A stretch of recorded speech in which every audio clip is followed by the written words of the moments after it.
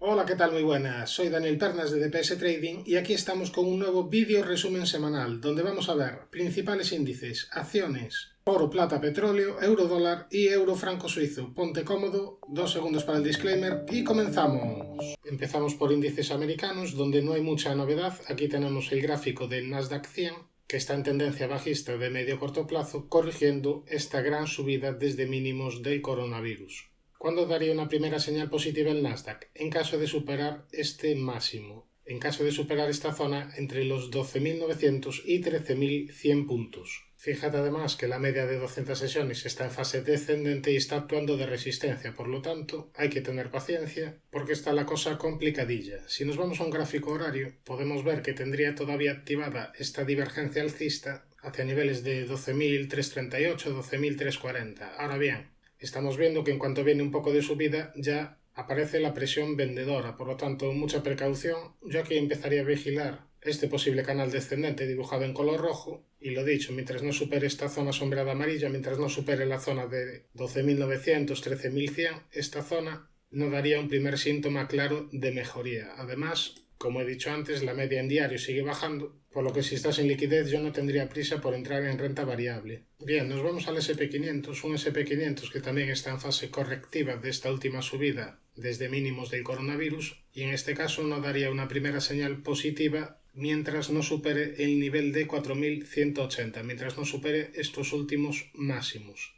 La media de 200 sesiones también está en fase descendente y actuando de resistencia. ¿Hasta dónde va a llegar la caída? Pues no lo sé, pero ni la situación económica pinta bien, ni el gráfico de momento está dando señales de mejoría, por lo tanto, toca tener paciencia. Dow Jones, pues también en fase correctiva desde esta última subida del coronavirus. Fíjate que en el caso del Dow Jones apenas hemos llegado al 38,2% de esta última subida y aquí el primer nivel clave estaría en los 33.292, en estos últimos máximos relevantes. Mientras no se supere esta zona, pues no daría una primera señal positiva. La media está bajando y actuando de resistencia.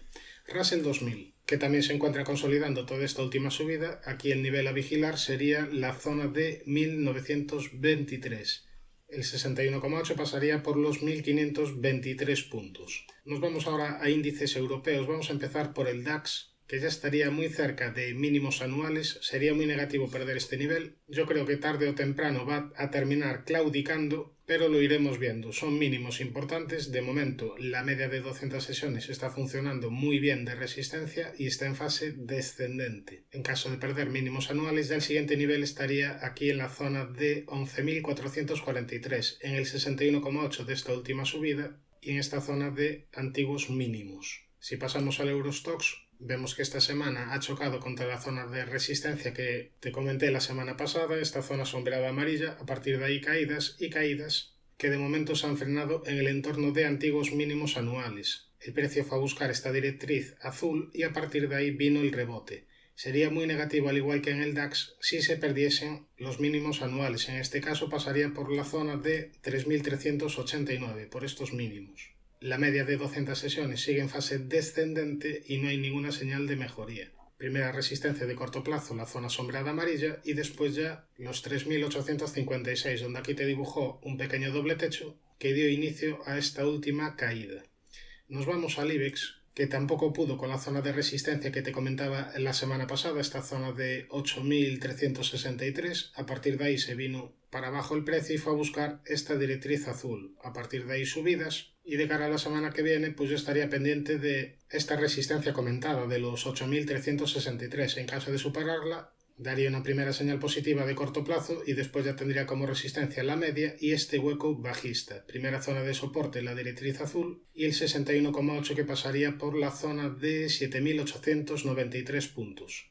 Nos vamos al FTSE, que es uno de los índices importantes europeos que mejor se están comportando junto al IBEX, pero que de momento no ha podido con la resistencia comentada de los 7.679. Desde esta zona se ha venido abajo, sería muy importante que respetase el nivel de 6.809. Esta sería la primera zona de soporte relevante. En caso de perderlo podrían venir más caídas. En cambio, en caso de superar los 7.679, la siguiente zona a batir serían máximos históricos en los 7.905 puntos. Nos vamos al MIB italiano, que está bastante débil y que se encuentra ahora mismo en una zona vital de soporte, una zona muy importante.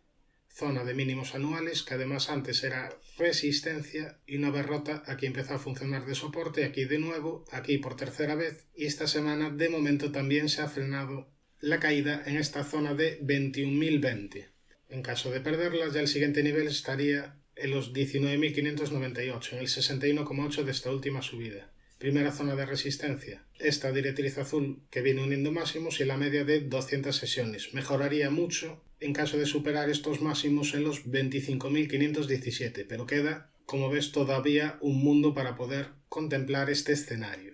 Nos vamos al siguiente índice, nos vamos al CAC 40, que también estaría cerca de mínimos anuales en esta zona de 5.757. Sería muy negativo perder este nivel. Primera zona de resistencia, este entorno de los 6.160 y después ya la media de 200 sesiones. Nos vamos al Nikkei, que recordamos que todavía tiene activado objetivo por doble techo hacia niveles de 23.400.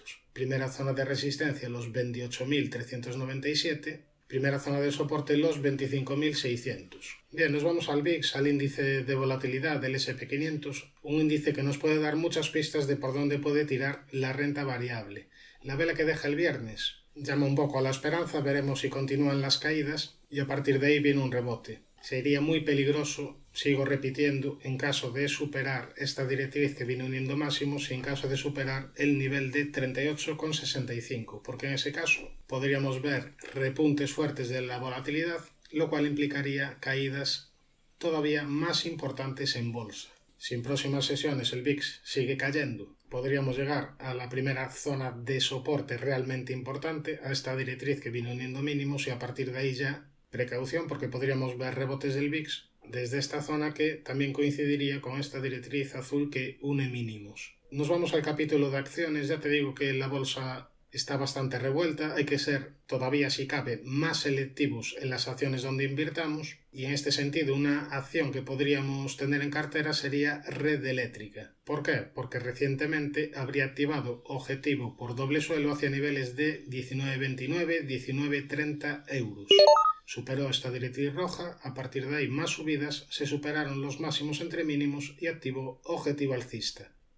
Además, también tendría activado un segundo impulso alcista hacia niveles de 21,36. Este ya sería un objetivo más ambicioso y que, bajo mi punto de vista, tendría menos probabilidades de cumplir, porque además, para ello tendría que superar la parte alta de este posible canal ascendente dibujado en color azul. Zona de soporte importante en los 16,84 euros. Mientras se respete este nivel, estará activado el objetivo comentado hacia los 19,29 euros. Nos vamos a la siguiente, nos vamos a ver Iberdrola, que también tiene objetivo alcista activado, en este caso hacia niveles de 12,22 euros. Aquí en mínimos se dejó una envolvente que indicaba que podían venir más subidas. La vela del viernes es bastante buena y tiene primera zona de resistencia en los 10,35 euros. Me gusta más el aspecto de Red Eléctrica porque tiene menos obstáculos por el camino, pero Iberdrola también podría ser otra acción que se podría tener en cartera. Acuérdate que te decía que podían venir caídas tras perder este mínimo, pero aquí lo que mandaba en el gráfico era, como dije en vídeos anteriores, la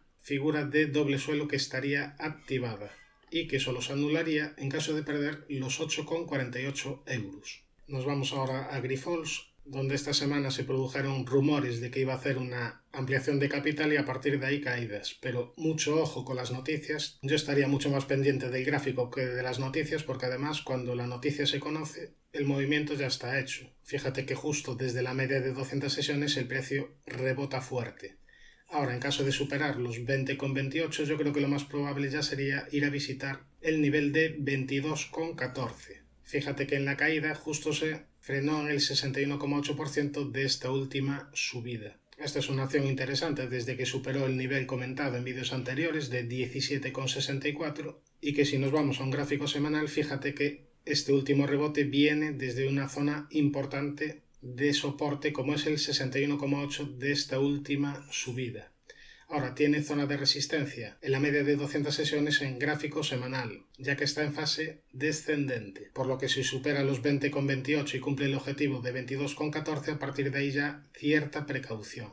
Nos vamos a la siguiente acción, nos vamos a IAG, que yo no sé por qué hay tantos inversores que están interesados en esta acción, y es que desde el punto de vista fundamental, a todos los analistas que escucho nos dicen que las aerolíneas es un negocio que generalmente no tiene mucho valor, y en cuanto a aspecto técnico, pues vemos que está realizando máximos y mínimos decrecientes, por lo que sinceramente no sé por qué hay este interés. Bueno, realmente sí lo sé, y es que estamos ante una acción bastante volátil, y donde si se producen rebotes, los rebotes pueden ser bastante fuertes. ¿Cuándo se produjo el último rebote importante? Aquí, en esta zona de mínimos donde activó este rectángulo roto al alza. No sé si me seguías en aquel momento, pero te decía que había mejorado la acción. Después te comenté un primer impulso, corrección, y un segundo impulso alcista. A partir de aquí te decía ya que precaución, porque estábamos en el entorno de una resistencia importante.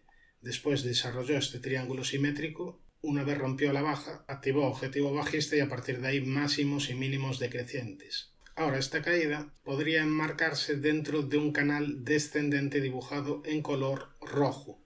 Ahora mismo estaríamos cerca de la parte baja del canal, y si ampliamos el zoom podríamos ver que el precio podría estar dibujando una cuña descendente que normalmente suelen romper al alza. Si esto es así, podríamos ver rebotes quizás hacia la media de 200 sesiones. Primera zona de resistencia esta directriz azul, y después ya esta otra que viene uniendo máximos.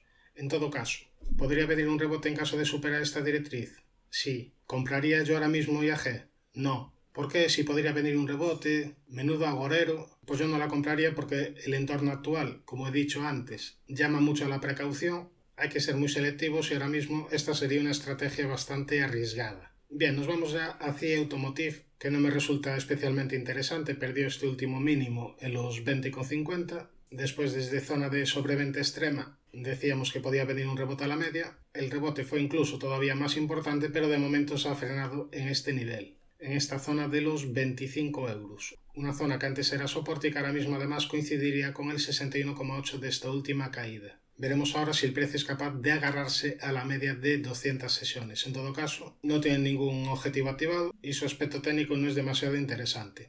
Nos vamos a la siguiente, nos vamos a Ipsos, que es otra acción que me habéis pedido y que recientemente habría cumplido el objetivo de este gran rectángulo hacia niveles de 46,40. Está en tendencia alcista, tendría primer soporte de corto plazo esta pequeña directriz que viene uniendo mínimos, y después ya un soporte más importante en el nivel de 35,25. Nos vamos a Mastercard, que estaría en una zona de soporte muy importante de largo plazo, este en torno de los $305. Hace poco recibí una consulta sobre si sería interesante comprar estos niveles con un stop loss por debajo de los mínimos, y yo comentaba un poco lo que digo siempre: al final la responsabilidad es de cada uno cuando toma una inversión. Si tienes un sistema que te dice que hay que comprar en soportes, pues quizás sea una estrategia interesante. Nunca vas a saber si se va a romper o no, pero en este caso la ventaja es que el beneficio es muy grande en relación a tu riesgo. Obviamente se trata de una acción muy interesante, Mastercard es bastante potente, pero debido a la situación yo no me sentiría cómodo en este tipo de estrategias en el entorno actual. Nos vamos ahora a materias primas. Vamos a empezar por la plata, que está en una zona de soporte muy importante, esta zona que antes era resistencia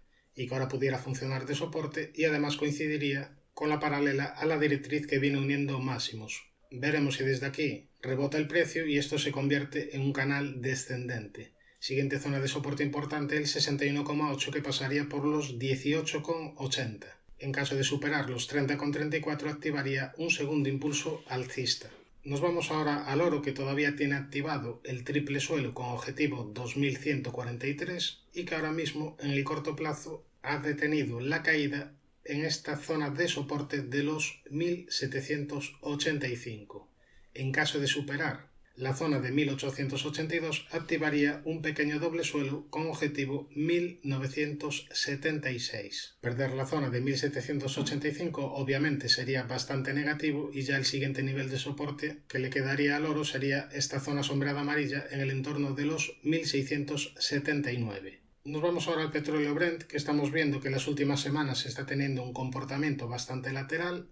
No ha podido con la resistencia que te comentaba la semana pasada en los 116,16 y tendría primera zona de soporte los 1079 y los 105,72.